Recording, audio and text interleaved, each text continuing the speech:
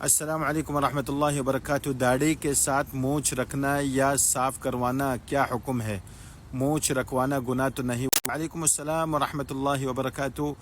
دیکھیں، حدیث میں آتا ہے قص الشوارب وعف اللحا، اپنے مونچھوں کو کم کرو اور اپنی داڑھی کو بڑھاؤ۔ اس کی ترغیب ہے، مطلب یہ فرض نہیں ہے، اس کی ترغیب ہے، مطلب ایسے آپ صلی اللہ علیہ وسلم، یہ سنت ہے، آپ صلی اللہ علیہ وسلم کو یہ پسند تھا۔ آپ صلی اللہ علیہ وسلم اس طرح ترغیب ہے کہ ہر مسلمان کو اس طریقے سے کرنا ہے کہ داڑھی بڑھائیں اور مونچھ چھوٹے رکھے۔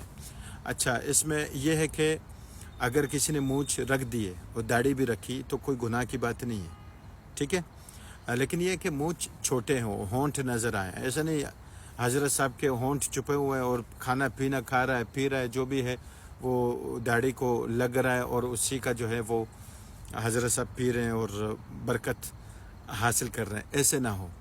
کم سے کم اگر آپ مونچھ بھی رکھتے ہیں تو یہ سائڈ جو ہے نا، یہ ہونٹ نظر آنے چاہیے، مونچھوں کو بالکل برابر رکھنا چاہیے۔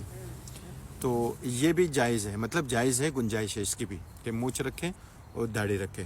افضل یہ ہے کہ مونچھ چھوٹے کریں، داڑھی لمبی کریں، یہ افضل ہے۔